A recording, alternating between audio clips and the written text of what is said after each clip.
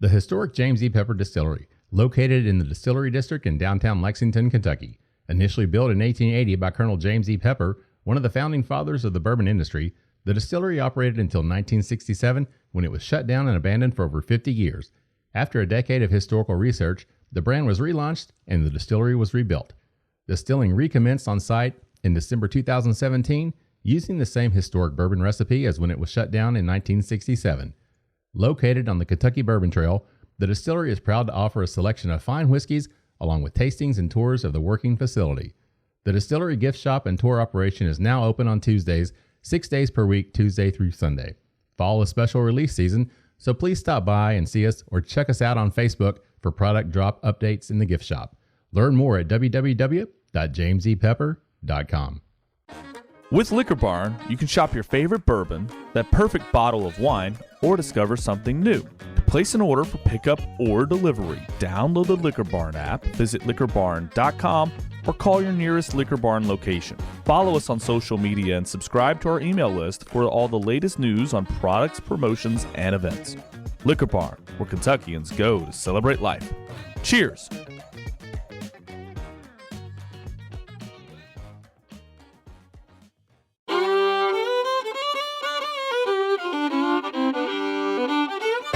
Welcome to the Bourbon Life Podcast, your source for all things bourbon. Join your hosts, Mark and Matt, as they drink and review bourbons, share news about upcoming events, interview the who's who in the bourbon world, and, most importantly, bring you along for the fun of living the bourbon life. Now, here's your hosts, Mark and Matt. All right, everybody, welcome back for another episode of the Bourbon Life Podcast. I'm your host, Mark, and with me live tonight in the Bourbon Life Studios, it's my good friend, Matt. Matt, how you doing? Hey, Mark, I'm doing super good, man. How about yourself? I'm doing good, man. It's a beautiful day here in central Kentucky, a little cooler, man. The temperatures have kind of mellowed out a little bit. It's like fall now. You know, we're not in 85 degrees or whatever, so. I was all right with the 70 plus degrees that we had over the weekend, and man, was it a gorgeous weekend. It was. You had a good weekend, didn't you? I did. I had a great weekend. Had family in town celebrating my brother-in-law's 40th birthday. Nice. Yeah, so we had a super Kentucky weekend. We went to the racetrack. Got to go to Keeneland? Yep. Yep. Sorry I couldn't join you. It was my 22nd wedding anniversary, so that was not possible. So sorry about that. No, congrats. Congrats to you and Mrs. Bourbon Life. Yeah, thank you very much, man.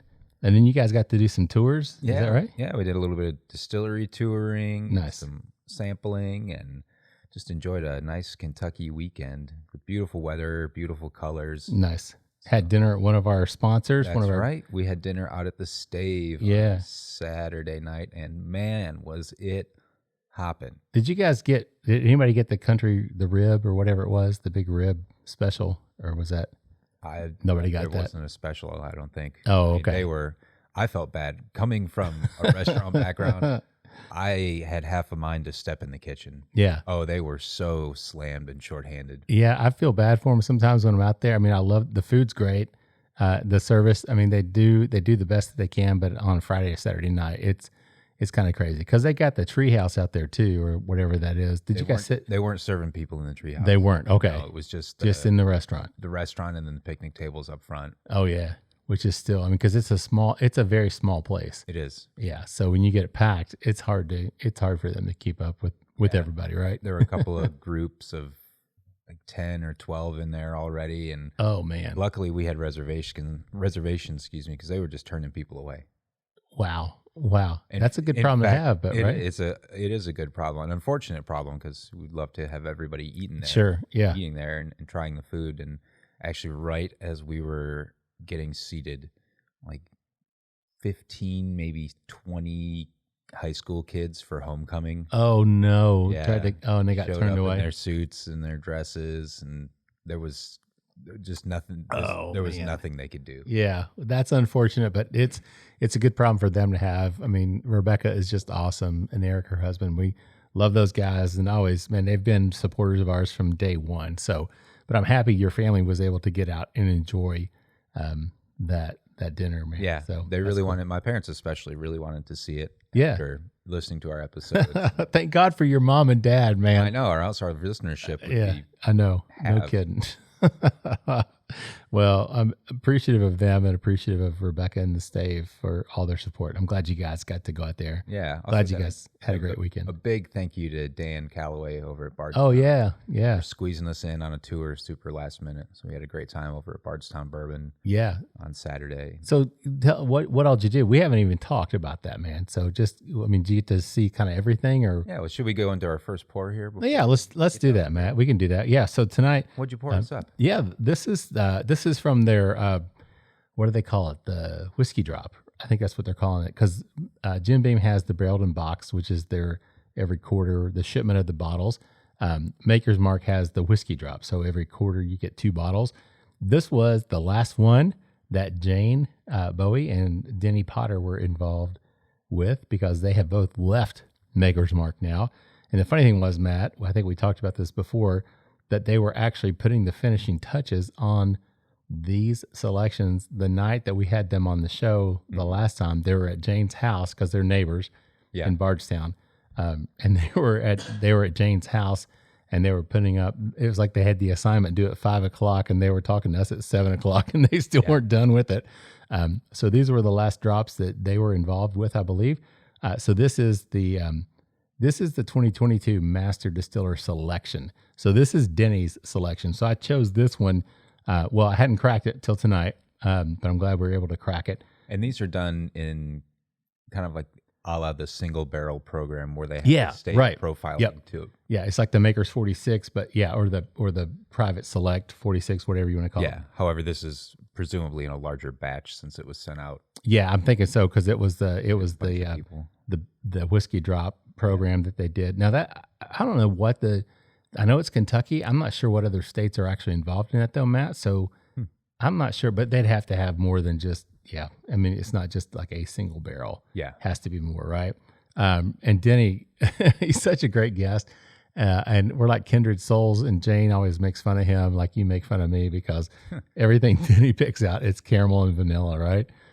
Those are his flavor profiles. But this one, their stave profile, they've got 3 baked American pure.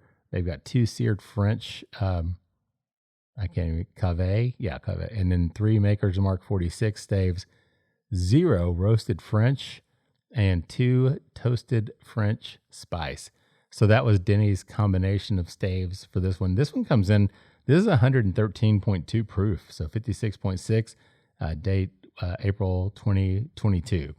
And again, so this was the last one that Denny did as master distiller, but this was his pick to put out in that whiskey drop program. So, since we're already on it, Matt, what are you picking up on the nose, man?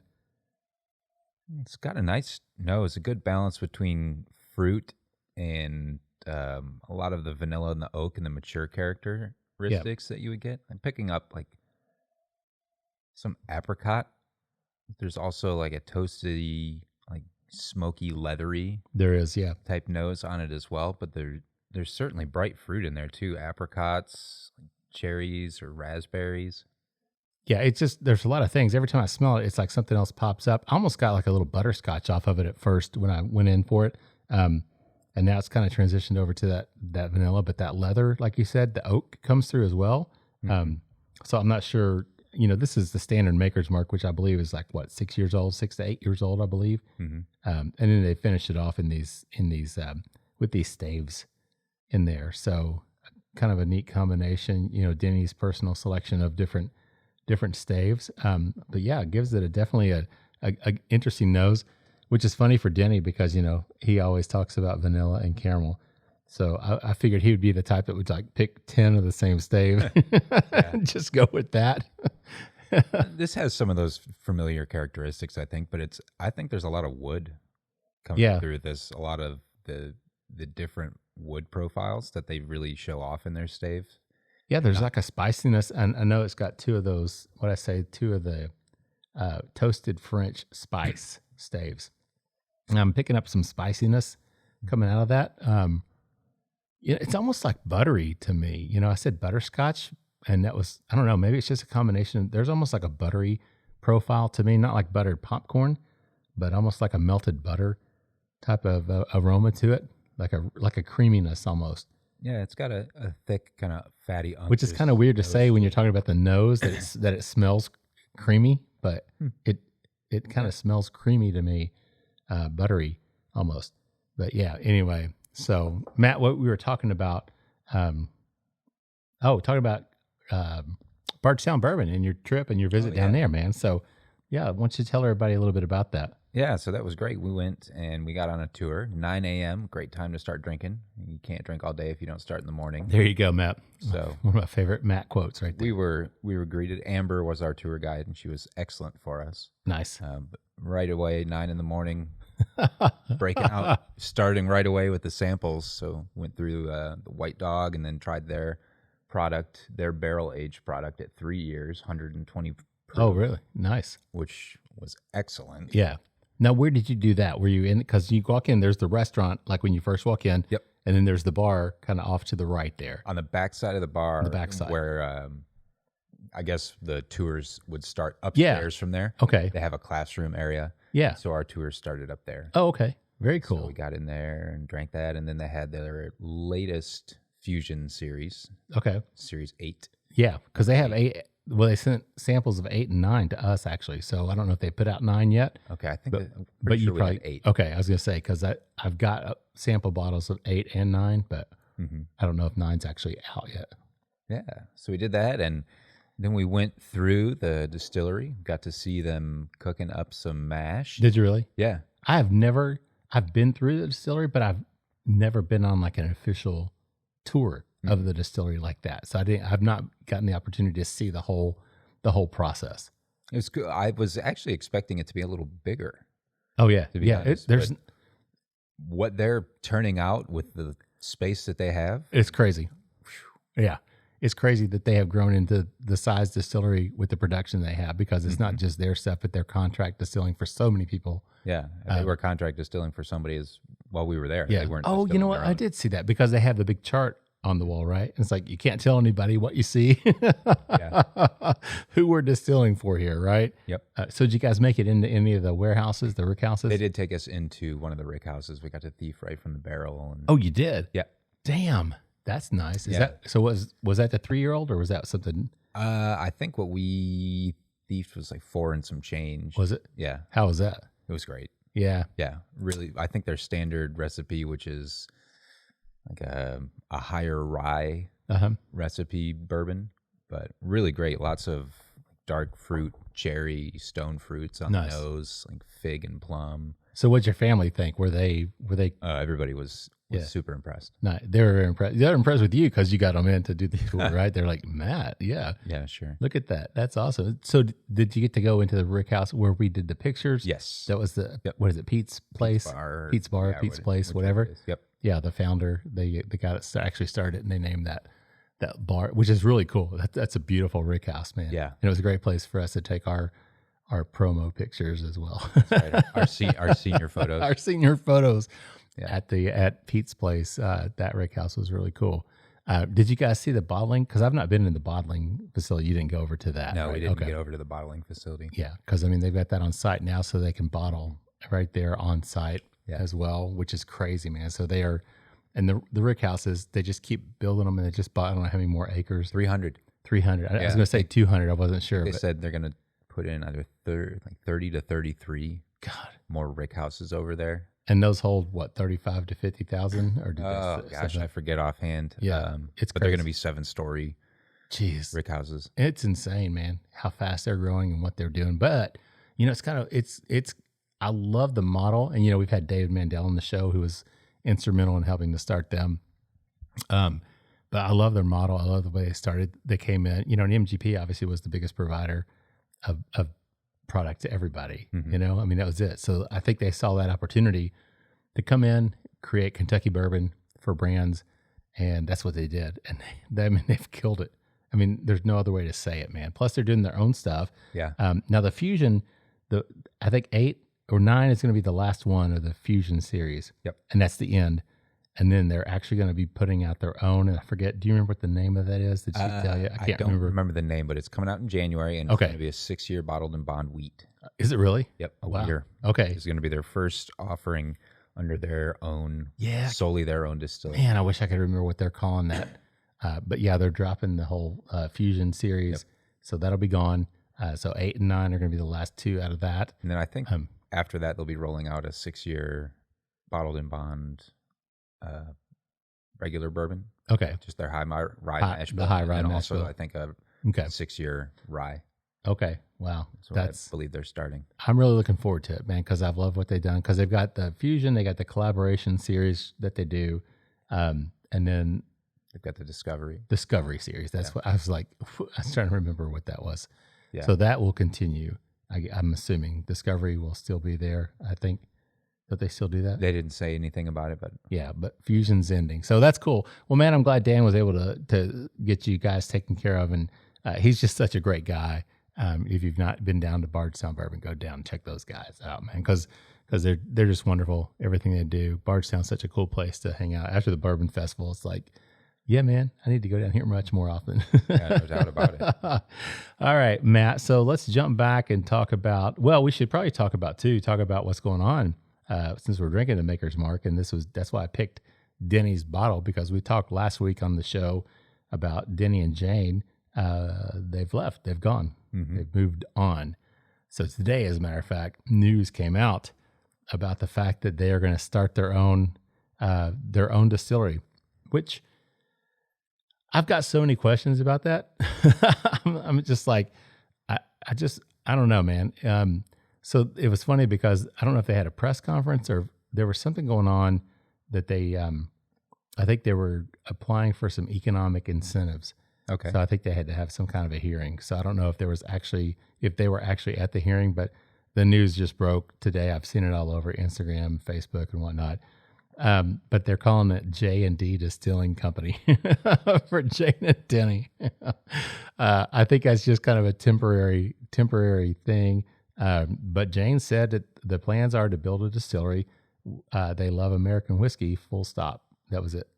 So they're officially building the distillery in Washington County, Kentucky, which is it borders Nelson County. It's just north of Lebanon, Kentucky. So I think Springfield is the city there. So it's right down there in the heart of everything. And Jane and Denny both live there in Bardstown, or right outside of Bardstown, I believe. So yeah, man. So they said the first steps to get approval on building the distillery. And they said every day it's like drinking out of a fire hydrant. I can believe that. Yes, I can imagine. So it said the distillery is going to sit on a 150-acre piece of property in Washington County, right next to Nelson County. So interesting stuff, man. Getting a little bit more information. It's still no real news as to who all's involved and what's going on. We speculated, I think, a little bit last week. Mm-hmm. Some more speculation, I think, coming out of this, because I think I don't know if it was in this article, somewhere I think Jane said that the plan is to build the distillery and have it open in 2 years. So looking at like 2024, 2025. So Matt, what do you think in terms of that? Gosh, there are so many places this could go. Yeah. You gotta wonder what the brand is going to be and what they're going to do in the meantime. Yeah. If it's 2 years before they've got a distillery up and running, that's a long time in bourbon years. I mean, yeah. In this, I think, I get in bourbon years, it's really not, because everything has to age forever. But in this current climate, this current market, with this current boom, 2 years, I think could be a very long time. Yeah. So, well, I personally think a lot of the new brands that are popping up right now that are sourcing, just like small brands that you see a new one like every time you go into a liquor store. I don't imagine a lot of them are going to be around forever. So maybe if Jane and Denny are looking to source some supply, there might be some coming available. Yeah. Yeah. That's what I was wondering too, because I'm like, because Denny was at Heaven Hill for 4 years as master distillery, right? He was at Maker's Mark and then went to Heaven Hill for 4 years and now went to Maker's Mark for 4 years. So, he's got the experience. He's got the know-how. Jane's obviously killed it with this wood finishing series and everything she's done, the private selections and whatnot. So they obviously have the skills, but it's like, there's no way they're waiting 2 years and then waiting for distillate to age to do something, right? Like so 4 years out from so 6 years, right, before they have. Right I mean, now. you'd have a 4-year product, so you got to wait 2 years for the distillery and then distill it, and then wait probably at least 4 years for to have anything that's even remotely worthwhile. Yeah. So I just kind of wonder where that, if they're going to source. I wonder if maybe they're going to work with somebody who's already been working with someone to lay down distillate. Mm-hmm. Somebody that's already had this plan in place, thinking I need to find someone to work with, but I want to go ahead and pay someone to contract distill for me. So maybe somebody's sitting on all these barrels that have been aging somewhere already. And then he or she or they were able to persuade Jane and Denny to move on with them and start something new. You got to think, though, a master distiller like Denny and Jane, a master of maturation, blending all things maturation on whiskey, like they can't sit idle for 4 years. No, there's no way.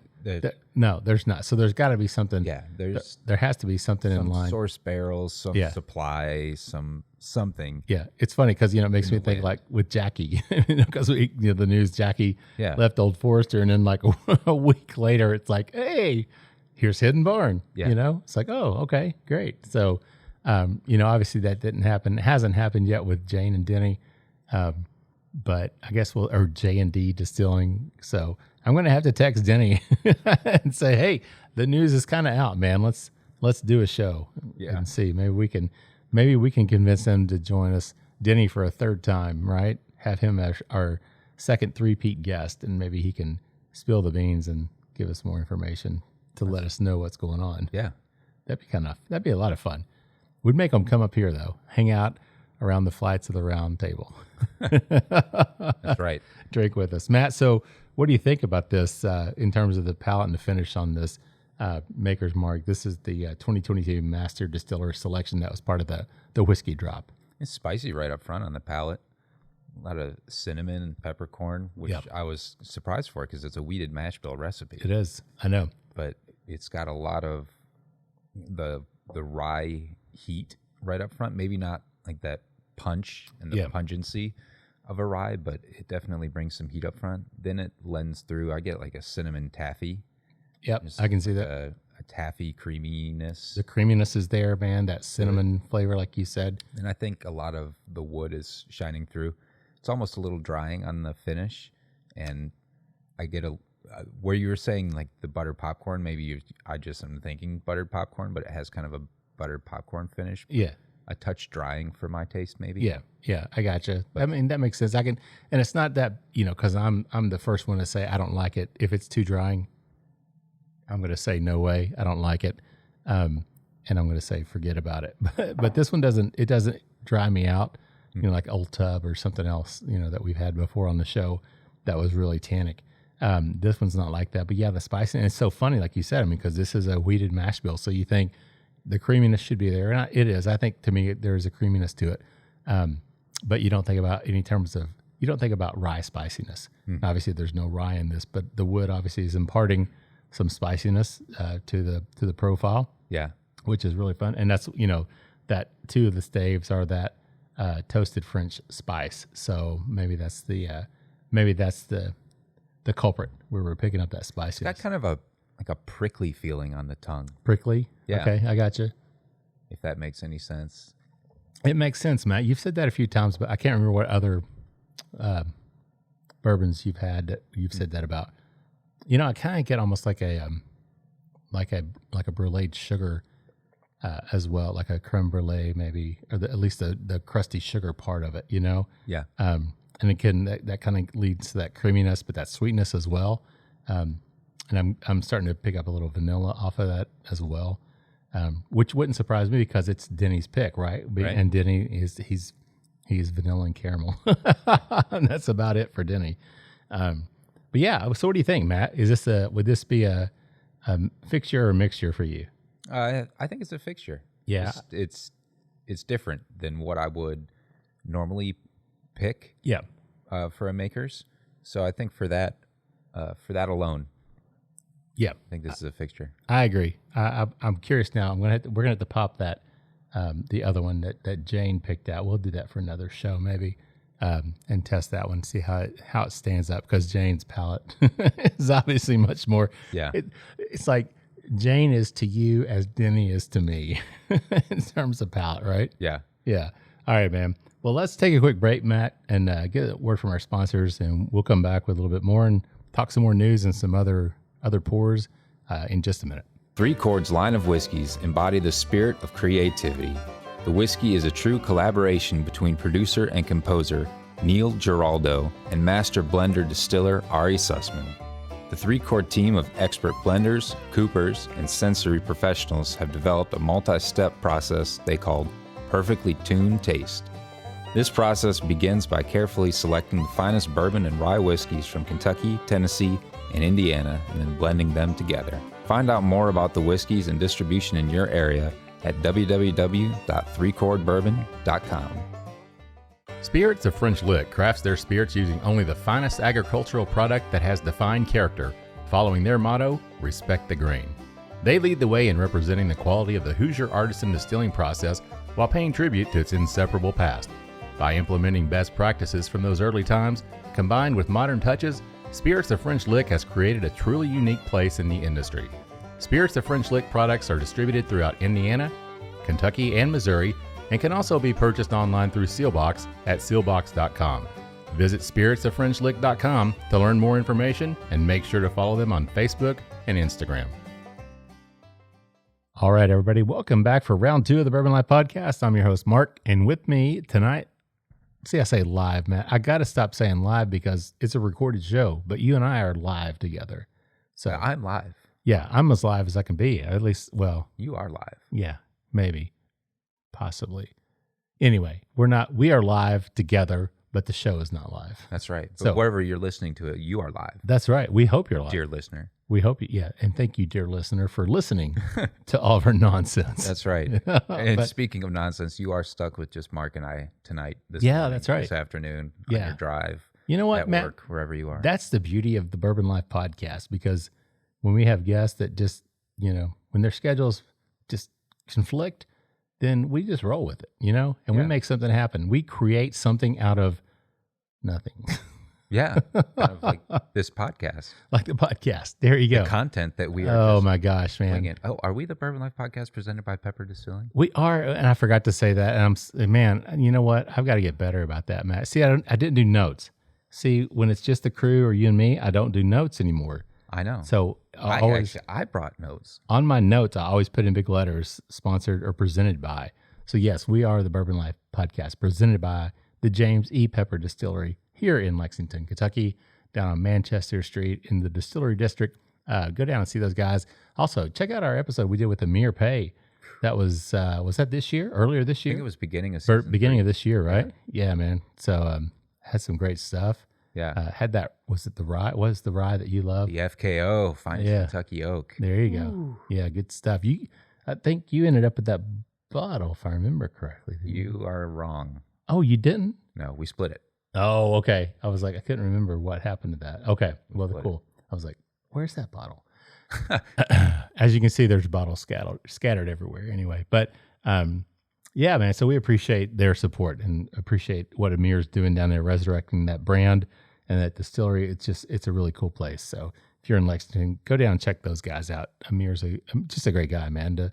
His backstory was pretty cool. Go check out that episode as well, because it was a lot of fun. One of my favorite episodes we've done in a while. Yeah, he came out and hung out with us here at the Flights of the Round Table, right? That's right. Yeah, those are the funnest shows, I think, Matt. I mean, I love being able to record with people all around the country and all around Kentucky and doing it virtually on our computers.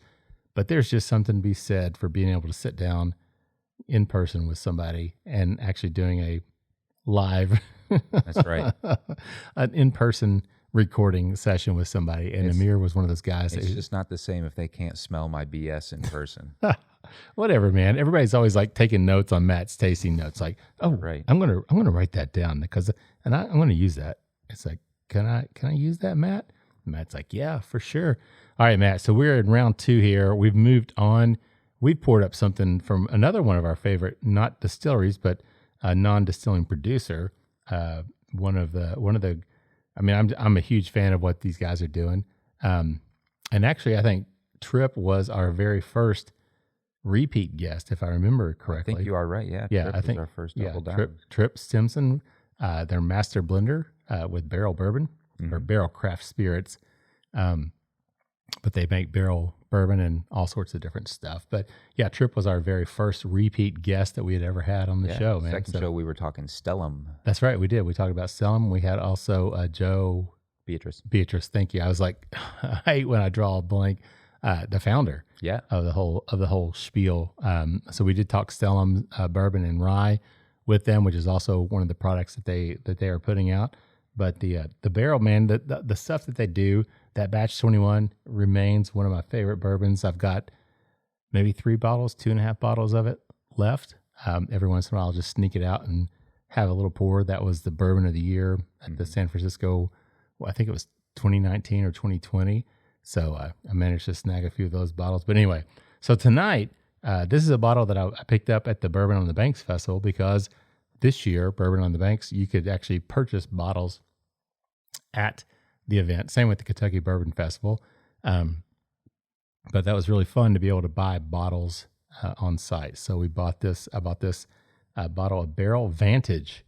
So the Barrel Vantage, and in typical, now, I think that's just typical for them because it's Indiana, Tennessee, and Kentucky barrels. And that seems to be kind of the common blend of barrels. Now, they do throw some other stuff in on other things they've done, like that New Year's. I think New Year's had like 5 or 6 different states. It's not uncommon to see like a Wyoming or a New York in there. Right, as well. yeah. So there's several different things, I think, in that. I think it was the New Year's, both years, the 21 and 22 that I've got. I think they had 5 or 6 different states in there, but this is the Indiana, Tennessee, Kentucky. And I think that's kind of the common mixture, the blend for them, those 3 states, barrels from there. Now, these, let's see, this is a blend of straight bourbon whiskeys finished in Mizunara, French, and toasted American oak. So 3 different barrels, and this is cask strength at 114.44 proof, 57.22 ABV. And again, the bottle's, very distinctive. I love the labels, love everything about the bottle. Matt, what do you think in terms of the nose on this one, man? The nose is really opening up, I think, at first. So we just cracked the bottle. Yeah. I didn't have a whole ton of time to breathe right after we poured, but it's really, really starting to open up now that it's sitting around. Yeah. And I'm getting a lot of sweet floral notes. Okay. There's like a lot of springtime flowers. Like walking through a little garden or like out in a park somewhere where there's flowers starting to bloom, right? Like springtime flowers. Yeah. Like sweet fruits. I get like sweet white grapes. Oh, okay.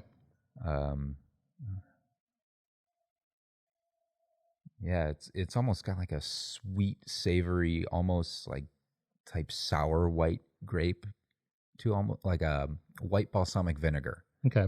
Type aroma to it without kind of the pungency of the acid, but like a little bit of sweet, a little bit of sour, nice oak to it as well. It's funny, Matt, because this is reminiscent to me. What was it we had? Was it last week? Was it the Fortuna that I was saying it was almost like a cedar to me? I said pencil shavings, and then we kind of narrowed it down and we're like, we got to the point where I finally said, no, I think it may be cedar. But this is a little reminiscent to me. So I don't know if it's the oak, the particular oak, maybe. I'm not sure. But something about it is coming across very woodsy, and almost like a cedar note to me. Maybe like a sandalwood, or like it could be something maybe sort of like a dry desert wood, almost like it's like a patchouli. No, I'm just kidding. Juniper, sage-grass. Oh, I didn't think about that. But there's a lot of sweetness coming through too now. Mm-hmm. It's really opening up nicely. Yeah, there's that sweetness coming through. It was almost like brown sugary again to me. Well, the first one I said the makers was kind of like a creme brulee, toasted sugar. This one's almost like a brown sugar type of an aroma to me. But that cedar or some type of wood smell comes through on the nose. But yeah, I like it. I enjoy the nose, and like I said, with almost every barrel product, I don't know that I've ever had one. Even and you never know, because some of their blends are like a 12-year-old barrel with whatever, and then you might get a 4 and a 5-year-old barrel or whatever. Just totally different blends on things. So I don't know. There is no age statement on this, so I can't tell you what the age on these barrels are. But again, it's at cask strength. So yeah, good stuff. But Matt, we had a theme going there with people leaving. So let's continue that theme because you're kicking me off the show. yeah, we're gonna move on, Matt. Departure. It's been a nice. We've had a great good, run. It's not been real good. It's been a great run for 2 years, and gosh, Matt, 2 years, 3 and 8 months. It'll be 3 years in February. Isn't that crazy? That is crazy. It's been a lot of fun, Matt. Yeah, I appreciate it. Thank you. Yeah, that's no problem. Yeah. There's the door. No, I'm just kidding. I would never do that, Matt. It could never survive. The Bourbon Life podcast could not survive without Matt. So, because I'd be sitting there saying, I taste vanilla and oak and pencil shavings. And people would be like, what the? Yeah. So that wouldn't go over. But speaking of people leaving, another big announcement this week, man. Yeah. Lisa Wicker. Roper Wicker. I wanted to get the whole name. Thank you. Yeah, Lisa Roper Wicker. Leaving Widow Jane Distillery from New York.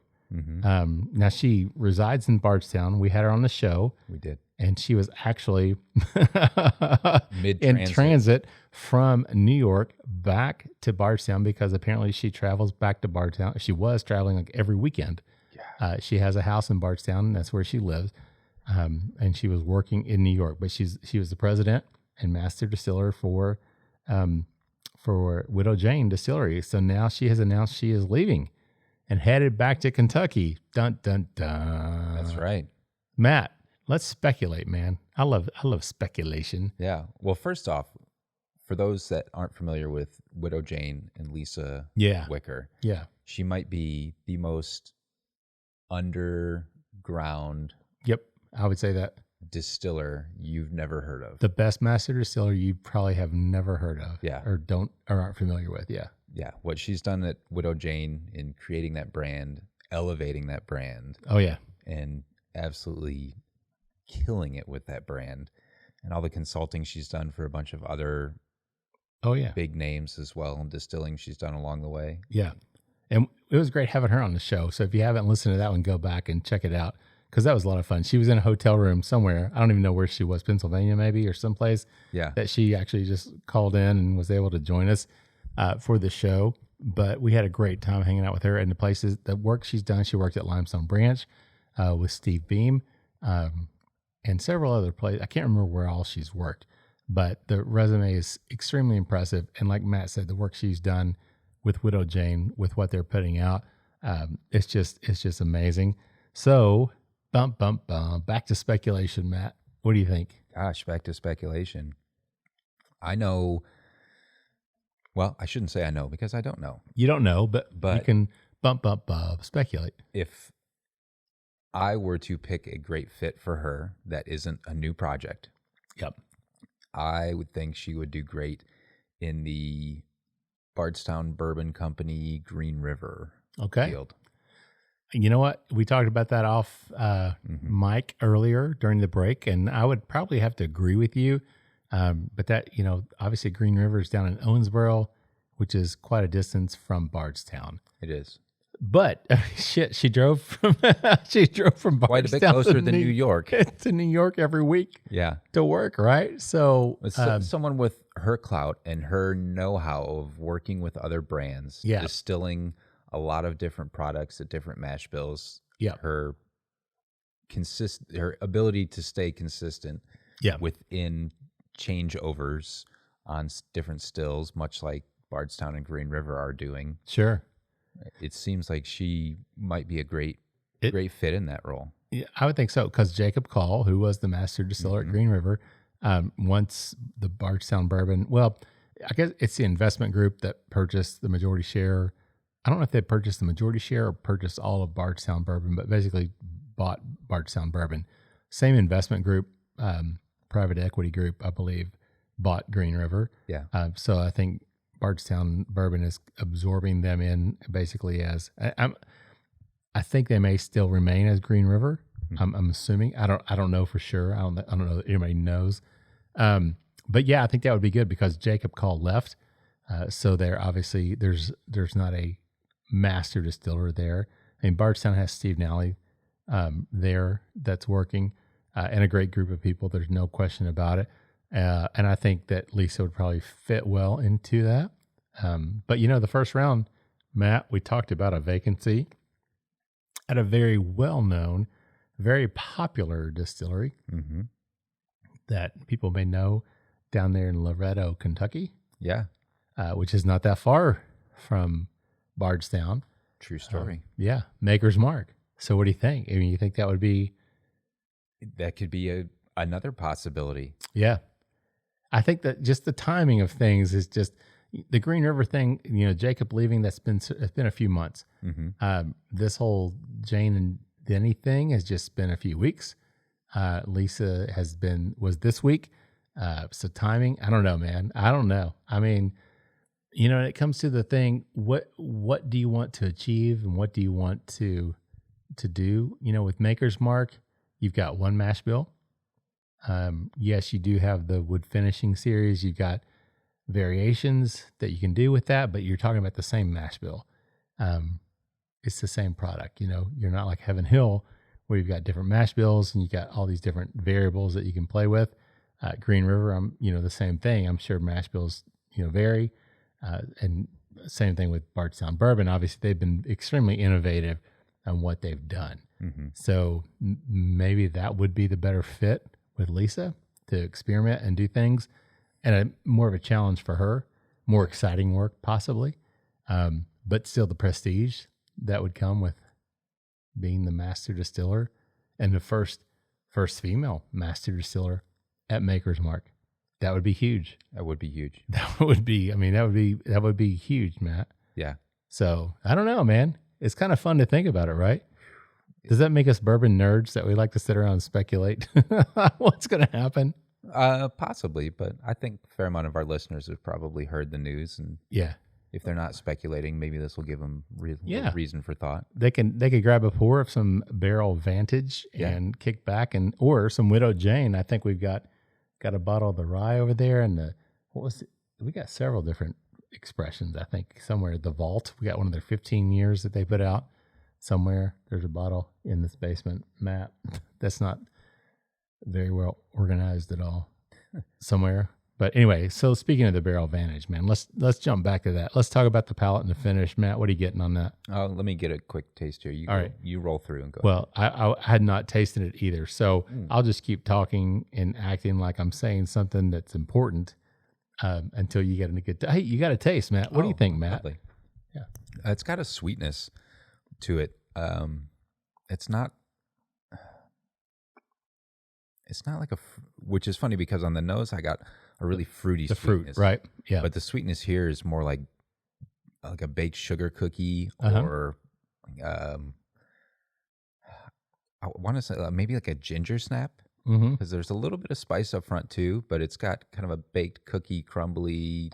It does sweetness with it. Yep. And then I think that translates a little bit more. I'm picking up like some orange or apricot, maybe like tangerine, something not so bright as an orange, but a little brighter than an apricot. I was going to say almost like a raisin. I don't know why. Okay, I can see that. But I'm thinking like a little raisin, almost like a cinnamon raisin cookie. I know that probably don't exist. An oatmeal raisin? An oatmeal raisin. I could see like an oatmeal raisin, a little bit of cinnamon in there. A little bit of the raisin, that sweetness, baked good, something like that. I don't know. Yeah. Can you see that? Yeah. I Okay. can certainly see that. There's like some darker sweetness too, like maybe some molasses or like a dark corn syrup. Yeah. And I mean that in a good way, not in a bad. Yeah, not a bad corn syrup. But then processed, nasty. The oaks, all the different, I think, barrel influences are coming through after that. Yeah, Mizunara, French, and toasted. The toastedness, I think, comes through a little bit too. That's kind of what I pick up in that. Not like a double oaked or something like that. No, certainly not. Yeah, that far. Just there's like, that kind of that touch, that wisp of like campfire, yes, cracker, like toasted. having a s'more.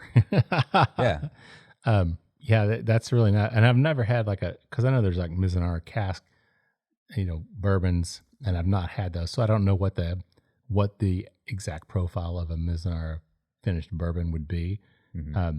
But yeah, I like the way these play together. And again, Tripp and Joe and the team there, I think they've done a really good job on this one because, again, I enjoy it. And again, at 114 proof, Matt, what do you think? I don't think it drinks like 114. No, certainly not. I think it drinks much smoother, much more subdued. Yeah. Than 114. There's certainly, you can taste that there's some alcohol in it. Yeah. But you're certainly not overwhelmed. It's not dominating. And there's so much sweetness on it's like eating a cookie. It's like eating a sugar cookie or an oatmeal raisin sugar. It's just crazy how much sweetness there is on that finish to it. And I was looking at it's funny because every time I take a drink, I can see there's like 5 perfect lines of oil dripping down the front edge of my glass.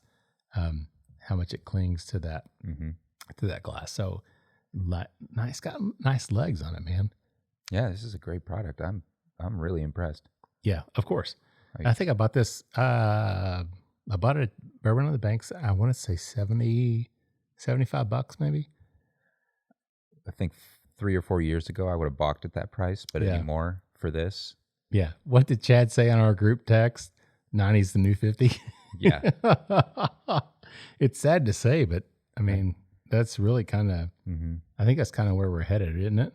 Yeah. I'm glad I stocked up years ago. Yeah. You're a lucky guy. On the basics. Yeah. Some of us didn't do that. So we're still, still the ones I like, I'm chasing and paying more money for them, Matt. So, all right. So if you had, all right, fixture or mixture, I'm just going to throw it out there. Oh, yeah, obvious fixture. Yeah. I would agree with that, man. So I would definitely want this one on my bar. Obviously, I paid for it because I wanted it. I think it was more FOMO. Everybody was posting about it on Instagram, and I saw it at the Kentucky Bourbon Festival. I was like, yeah, I don't know if I want to buy it. And then the weeks between the Bourbon Festival and Bourbon on the Banks, I kept seeing more posts about it. I'm like, man, I'm going to miss out. Everybody's going to buy it, and it's going to be gone. So then you saw it, and I saw it they had the little tent set up down there, which was right by the bus. The guys with the cigar, you remember that? Yeah. The cigar club or whatever Cigar they were. Club, They had rented that entire little bus and had a whole thing set up, like they were grilling out and everything. Mm-hmm. I'm thinking maybe next year for the Bourbon Festival, we need to figure out if we can do that. Screw those little tents. Let's just rent a bus and drag a grill or something and you just serve up some dogs and brats. Whatever. Barbecue, man. Wicked popular. Yeah, we would. Think about how many people would come and visit us, man. But we had a good time. We always have a good time. We had a great time. It's just walking around, man. The responsibility of having to man a location, a tent, or whatever, I just don't think that's not really our jam. It would be fun for getting our name out there and getting to meet a whole ton of people coming to see us, but I'm with you. Yeah, it's more fun to walk around and drink, right? Yeah. All right, Matt. So, all right, 2 thumbs up for both of us. We definitely would make this one a fixture. So good job, Tripp. Congratulations, you've done it again. That's right. Might as well just send half of my paycheck every month over to Tripp. Yeah, no doubt, man. Matt, we're at the end of round 2 here. So let's take a quick break, get a word from our sponsor, and we'll be back in just a minute. The Stave Restaurant is a bourbon lover's paradise right here in the heart of bourbon country. Located at 5711 McCracken Pike in Millville, Kentucky, between Castle and Key and Woodford Reserve, Chef Kyle Klatka prepares amazing food each day that features an elevated Kentucky-inspired cuisine. With a full-service bar, great bourbon flights, and signature cocktails, the Stave is the perfect place to catch up with friends after a fun-filled day of touring the local distilleries. Be sure to check them out online at thestavekentucky.com or at Instagram and Facebook at The Stave Kentucky. All right, everybody, welcome back for the third and final round of the Bourbon Life Podcast. I'm your host, Mark, and with me, not live, recording in person tonight, my good friend. You got to just say, like, with me in the Bourbon Life Studios so that, like, you would be saying live, but you just, like, bite your tongue for a second. With me in person around the flights of the round table, my good friend, my bourbon and rye drinking buddy, Matt. Matt, how you doing, man? Mark, the table's a little lonely tonight. It is, I know, man. It's just you and I. I know. It's funny. We talked about it before because I almost set up on the sofa and the chair for old school purposes. Yeah, just for old time's sake, like we used to do when we recorded down here before we got this beautiful podcasting table. I like the table. I do too, man. It's just, I don't know, something about it. I feel like I'm more structured, more like ready to go. And Over there, it was like kick back and relax. So, but it was nice. You know, it served its purpose. But yeah, this table, what can I say? What can you say? Got lucky on it. Great table. Great table, man. Speaking of great tables, speaking of great things, let's talk about great whiskeys. Let's do it. Matt, you brought something tonight I to did. share, and I'm surprised. I'm going to say it, Matt, because most of your bottle, I mean, that's a new bottle, and that bottle's got a dent in it. So, yeah, someone has obviously enjoyed some of this. So tell everybody what you brought. Yeah, I think I bought this one already opened and a little bit empty. It had a hole in the bottom. Huh? That's right. I don't Yeah. know. I'm going to take this one back. Yeah, my beers do that too. So this is a relatively new release from our good friend Aaron Chepanik out at Smoke Wagon Smoke Wagon. in Nevada. in The Vegas. only master blender distiller I've ever seen to drive a forklift on our podcast. That's right. Hey, pause the podcast. I got to run the forklift real quick. Oh, damn. Yeah, he is the man. But this is their a new release. This is the malted straight rye whiskey coming in at 58.0, looks like 0.7% or 116.14 Nice. proof. Man, Matt, we've hit some rippers tonight here, Yeah, man. we're kind of right in that 113. 113.2, 116. 114.4, 116, man. It's a good grouping. It is, yeah. We And- did and this just- without even trying. Yeah, we just like, what do we want to drink? Yeah. It's like, hey, this and that. Okay. Wow. Yeah, so this is a new release. This is batch 1A of this product, and it was bottled on September 20th, 2022, so just a touch over a month ago as we record. But the fun thing about this is the mash bill. Yeah. This is an Indiana product, and it is 51% rye, 49% malted barley. Which is very, very, very different and very weird. Yeah, very unique. But it's an Indiana product, so It is. we know where that came from. Yep, it is. Because we know where Aaron sources Mhm. his barrels from, so we know that had to come from MGP, or now known as Ross and Squibb. Yep, but this is, I don't know the age on this, but I know that back in 2013, MGP ran a bunch of barrels of this mash bill. Okay, I guess just an experimental product for a year. gotcha. I know a lot of those 2013 barrels ended up out at Smoke Wagon. Whether or not this is from that distillation run of that year, I don't know. Yeah, But they did come by a lot of this mash bill from that 2013 run. and it's got a dark color on it. So, I mean, it's not. I don't think this is a young rye at all. Just on appearance, yeah, I'm with you. It's got at least a few years on it now. Yeah, With such a weird mash bill, it might be kind of hard to tell from just nosing and tasting yeah. the age. But still, that's really cool. And it's like when I first saw it, I was like, oh, you brought it uncut, unfiltered. And then I was like, oh no, everything's green. Yeah, it's green. So, It's in a clear bottle, not clear the, bottle, not right? the black bottle. Yeah, but so- same Smoke Wagon bottle. Yeah, which is awesome. The etching on the glass, it's embossed with all these different designs, and it's got the crossed pistols on the front and the wax seal in the middle of the bottle, and the label at the bottom that looks really cool. But everything's in green, which is obviously the standard color for rye whiskey. Yeah. But yeah, that's really, and Aaron's a great guy, man. If you guys not checked out the episode, look, it's like we're referring everybody back to all these episodes. Go listen to Denny. Go listen to Denny and Jane. Go listen to Lisa. Go listen to Aaron. Yeah. Yeah. Go listen to Trip. Yeah, And that's Trip right. again. Trip. Yeah. I mean, goodness Amir gracious. Pay. Please listen Amir. to Amir. Yeah. Yeah. Lots of referrals here, man. I know. We are. We're just doling them out. Yeah. Go back and listen to everything, folks. Yeah. Listen to our good shows, not just us. When we have great guests, I mean, and that's what I love. It's funny. I watched the UK archives have done, it's the Louis Nunn archives. And what they do is they've done like an oral history of Kentucky. And they did an entire video, like 38 minutes about bourbon. And it was focused on Buffalo Trace. Mm-hmm. And it was like Elmer T. Lee sitting there talking, and it was Freddie Johnson and his dad talking. It was these descendants of E.H. Taylor talking, descendants of Colonel Blanton talking, Harlan Wheatley when he was much younger, still master distiller, but much younger. It was just really cool to be able to check that out and to watch that, and learn the history. But yeah, man, go back and check these shows out because there's so much history. There's so much cool stories that come with these guests. And I love, being able to sit and talk with them and share their stories. But anyway, enough of that, Matt. So what are you picking up in terms of the nose on this malted straight rye, 51% rye, 49% malted barley? I was expecting to get a lot more of the malt out of the nose, but I don't think I get as much of that like roasty, kind of chocolatey toffee. Cereal grain. So I do get cereal grain. You get that? Okay. I do. Because I get like the spearmint.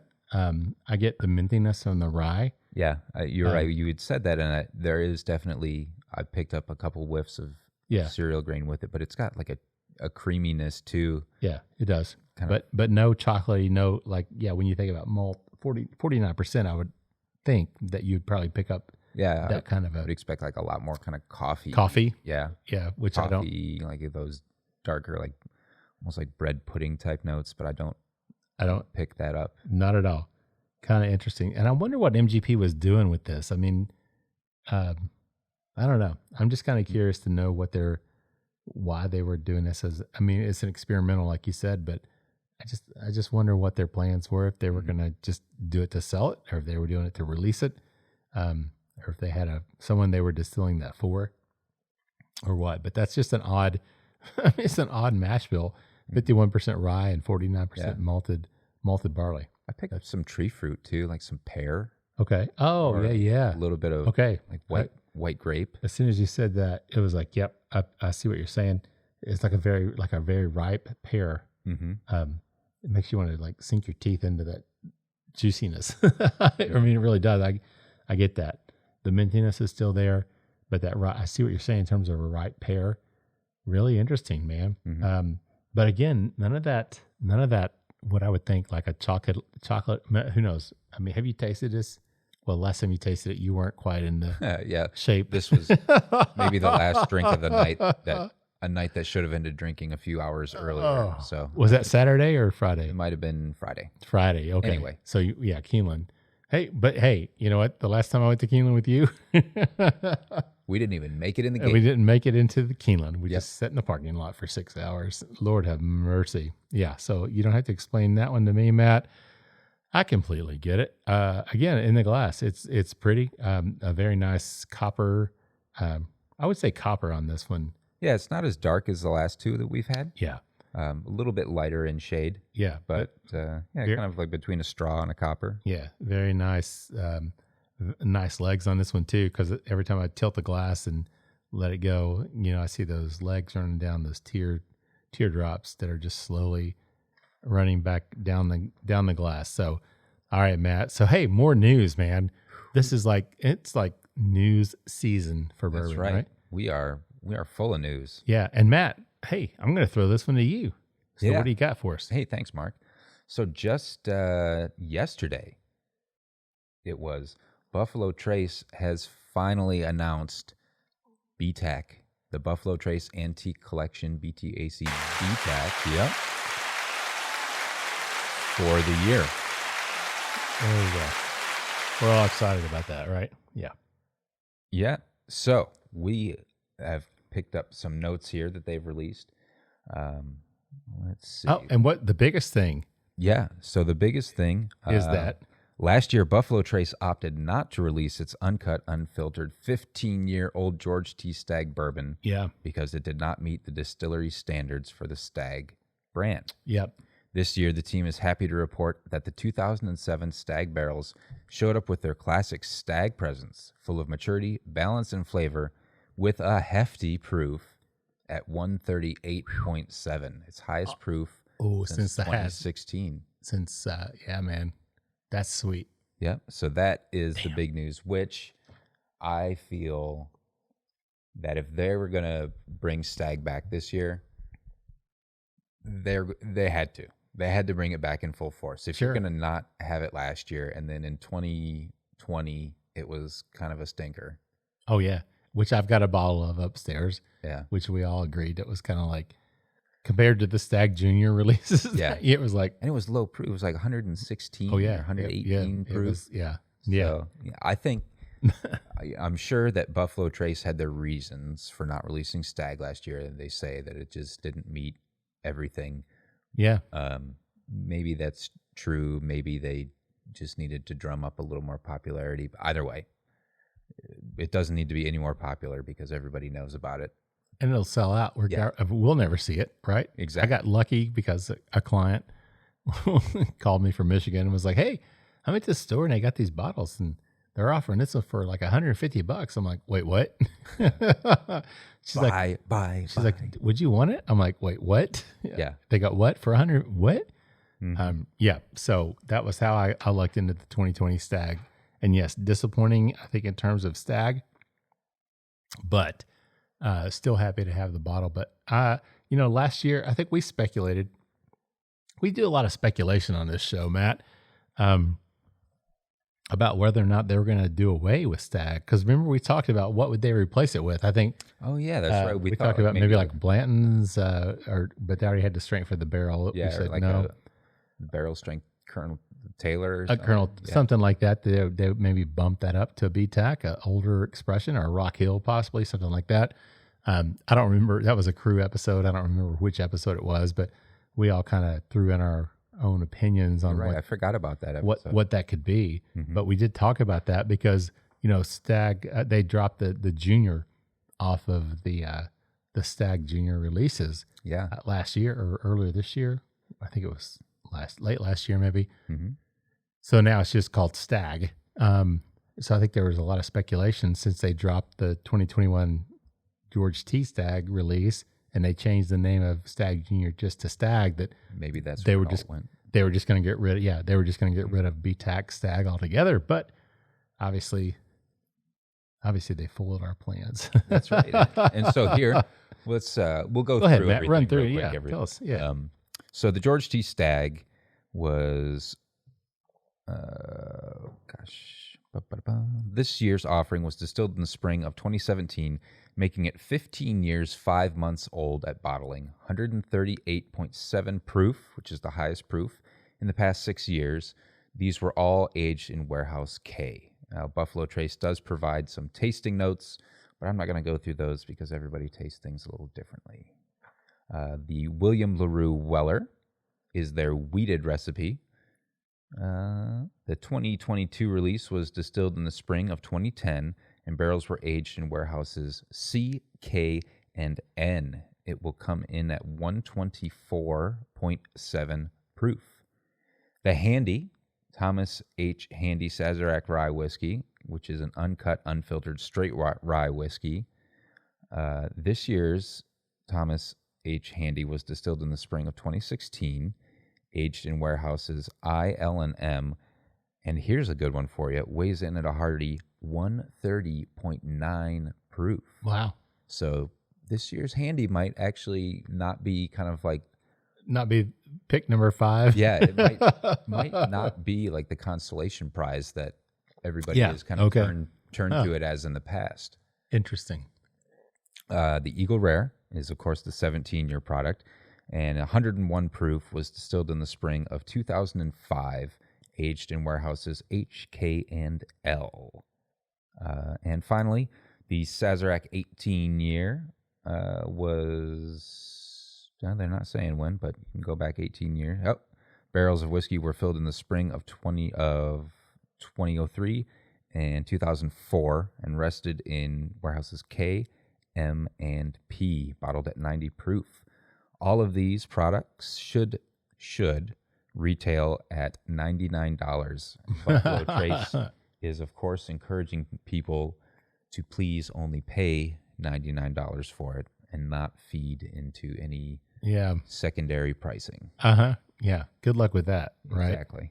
Yeah. I see bottle. If you're on Facebook groups and you see bottles all the time that are anywho, it is what it is, Matt. There's just no way to change that. Right. Yeah. I mean, I know that they had done some things, to create tamper-proof bottles. Last year they started doing the little microchips or some type of little chips in the bottles and the caps or something to make sure you actually have a legitimate BTAC bottle, which I understand. And they did the holograms. I don't have the George C. Stagg bottle. That's the only BTAC I have is George C. Stagg 2020.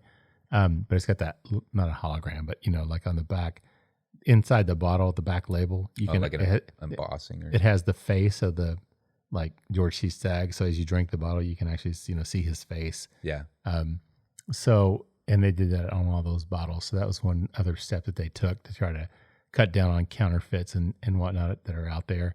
But yeah, man, these bottles, very hard to find, even if you go to bars, to sample. Now, I will say in 2020, maybe it's 2019, 2020, I did go to Westport Whiskey over in Louisville and was able to sample, I think, 4 of them. And I think it was $25 a pour, $30 a pour, something like that, which I was willing to pay just to be able to take that all day. Yeah, to be able to sample each one of them. Mm-hmm. So I did that. I don't know if they're going to do it. I haven't heard. I don't know if they'll do it again this year or not. And most of these bottles now, the stores are doing the lotteries, right? So it's not even like it's a release where you can just walk in and pick them up or whatever. So you just got to get lucky and get a lottery. So sometimes it happens, sometimes it doesn't. My guess is for me, it's probably not going to happen, Matt. Well, you've got better odds than I do. You think? Yes. All right. If you Absolutely. think so. All right, Matt. Let's talk about the palate and the finish on this Smoke Wagon malted straight rye. Absolutely. So on the palate, now I'm picking up the malt. Now it's coming through. It's got that big roasty, bright, malty kind of toffee barley flavors, like dark cereal grains, almost like a little bit of like a currant. Okay. Like a dark fruit with it too. See, I get almost like a hint of coffee to it. Maybe we talked about that, so maybe I have it on my mind. But the rye spice really stands out. The first drink I took, it was, to me, it was almost like, I don't know, because we were drinking bourbons before. The first sip was like, ooh, there was rye, even though it's only 51%.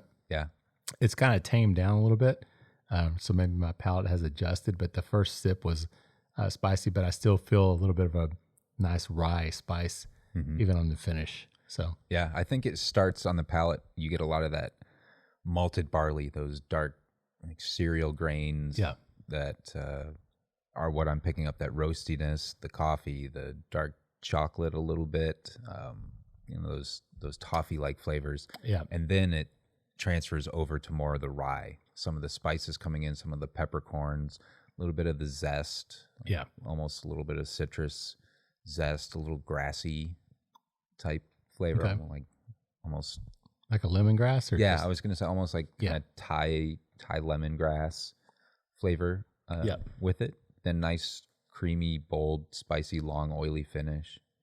Yeah, definitely a long finish, man. It's like I'm still sitting here like, still feeling that one. Still just picking up the flavors. There's a sweetness to it. Mm-hmm. And it could be like that, like you said, like a lemongrassiness that's like the citrus that's coming across mixed with that sweetness.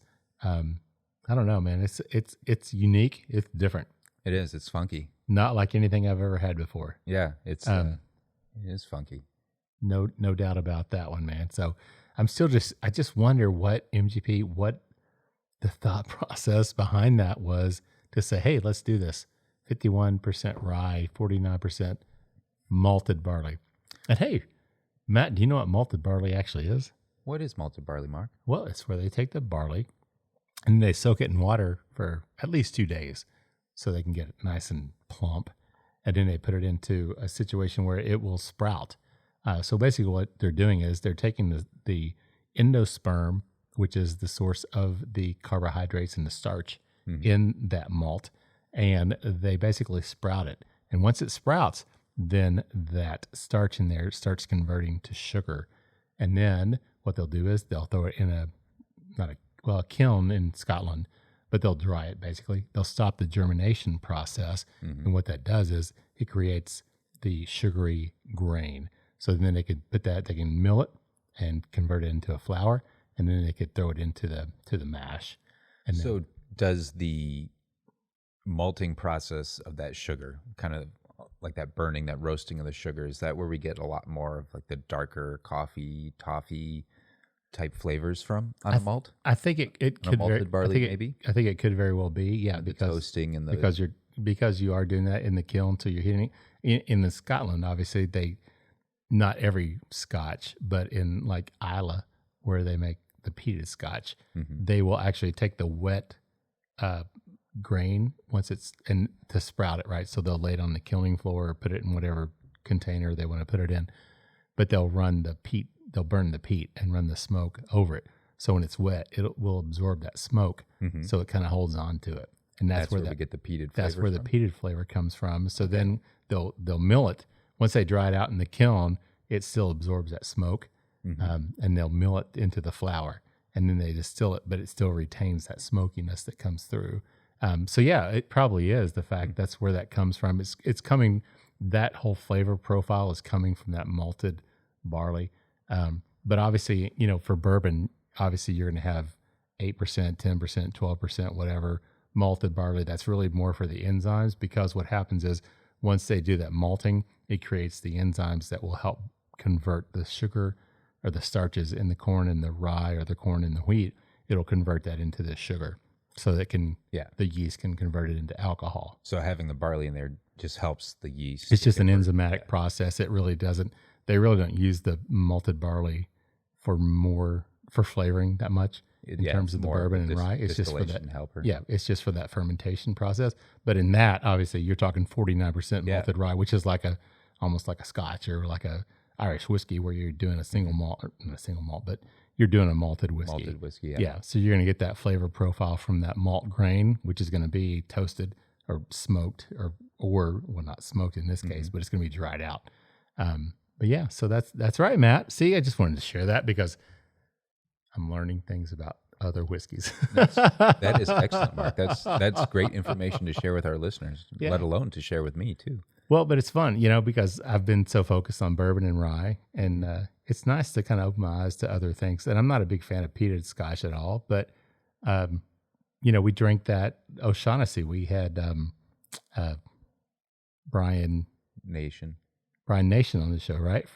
He was the master distiller for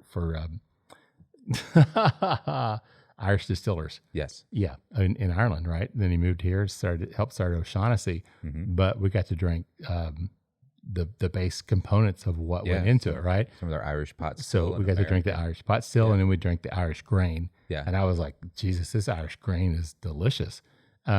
So, doing the things I'm doing, learning about more products like that, it's just fun because it kind of opens my eyes to other things that are out there to drink and enjoy, because I've been so bourbon focused. So, but we're going to stay the bourbon life. We're not going to become the Scotch life. That's fine. I got to say though, I really like where trends are heading with a lot of malted whiskeys and a lot of barley. Oh yeah, barley based whiskeys coming out. Yeah. I like seeing that. I also like seeing like the new wheated whiskeys. Yeah.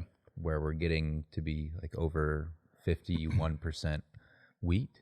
Yeah. And it's just, I like seeing all these new expressions coming out. Which is, it's funny because, and I didn't know that, because there are standards obviously for all the whiskeys, and we've had guests on the show, we've talked about it, but bourbon has to be 51% corn, but rye, obviously 51% rye, but there also is malted rye, which is an American whiskey. It has to be 51% malted rye, which I didn't know. Okay.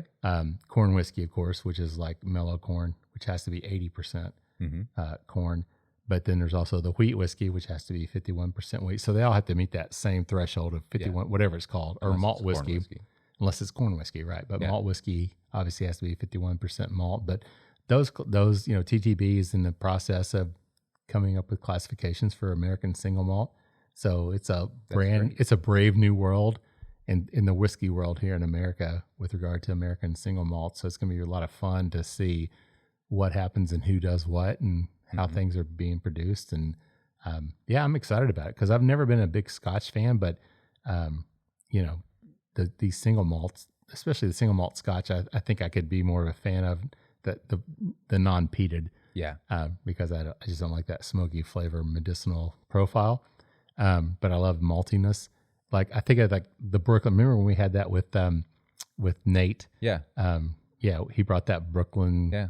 I've been trying to track down a bottle. Jesus, of that was since. awesome. It's like chocolate covered blueberries, man. Yeah, You remember? I was like, so different for us. yeah, it really was. That's why I'm really liking a lot of these new experimental projects and I agree. different distillates coming out. Yep, I agree, Matt. I think it's a brave new world for American whiskey producers and what's going on, not just bourbon and rye, but all the other things that they're starting to experiment with. And I'll tell you who I think is one of the guys on the cutting edge is Alan Bishop with Spirits of French Lick. Alan has been out there doing some pretty amazing things, and he's getting some recognition for it finally, which is great. But we've had him on. He was one of our first. I think he was the second repeat guest that we ever had with Spirits of French Lick. But Alan just does a great job and has created some really amazing stuff. I mean, using like even buckwheat and things in his mash bills. So Alan's done some great creative things. So yeah, man, it's an exciting time to be a fan of whiskey here in the United States for sure. Absolutely. With all the news of people moving around. I know, man. It's different crazy. products being offered and Thank BTAC God. coming out, Pappy coming out this year. Thank God people have the Bourbon Life podcast to stay right. abreast of everything, right? That's right. Matt, all right. So on this one, Smoke Wagon, I'm not even going to ask. I know what you're going to say. Yeah, I mean, I bought it. It's on my bar. It's on your bar. Yeah, it better and be I would buy a bottle. It's funky. I like it. It is funky, man. It's not what the nose and the palate are completely different. They are. It kind of throws you for a loop, but I would definitely keep this just from the fact that it's 51% rye and 49% malted barley. It's just it's so unique. Yeah, I would definitely. How much did you pay for that? Do you remember? I think I was out the door around 85, 90. So kind of that upper premium Hey, price. 90's a new 50, Matt. That's right. So technically I was out of there for 50 50 bucks. There you go. All right, man. So great. So both of us are fans of this one. So Matt, before we wrap it up, man, any final thoughts you want to throw in there? Oh, just thank all of our listeners for sticking with us and toughing it out with just Mark and I tonight. Sorry that we didn't have anything compelling and any great guests, but compelling. We had compelling news and stories. That's and releases we provided some great factual news. That's right. We provided our BS opinions and thoughts and speculation on it. So you got kind of the full gambit of everything. You got what's correct and then what's not so correct. What's our own opinion, right? Yeah. Yeah. Well, that sounds good to me, Matt, and I agree. And we appreciate, like Matt said, I appreciate everybody listening. Appreciate all your support. We appreciate all of our sponsors. Again, we are the Bourbon Life Podcast presented by the James E. Pepper Distillery. So thank them for all their support and our other sponsors as well. We appreciate everything they do for us and appreciate you guys, our listeners. If you have any questions, please feel free to reach out to us. You can email us at thebourbonlife@gmail.com. You can message us on Facebook or on Instagram as well. We'd love to hear from you. If you have any show suggestions or just any comments, we get random emails from people, which is cool. I always enjoy getting emails people asking questions about things. So if you do have questions, please feel free to reach out to us. And I guess, Matt, with that said, man, I'm going to wrap it up. Send us home with our tagline, which is, may your glasses always be full and may you keep on living the bourbon life. Thank you for joining us for this week's episode of the Bourbon Life Podcast. Our mission at the Bourbon Life is simple: to share our passion for all things bourbon with you every week. And we'd really love to hear your thoughts on how we're doing. You can find us on Instagram and Facebook at The Bourbon Life. You can also contact us by email at thebourbonlife@gmail.com. And you can always find us on your favorite podcast platform. If you have a moment, we'd love it if you would rate us and give us a review. So until next week, we hope your glass is always full and that you keep on living the bourbon life.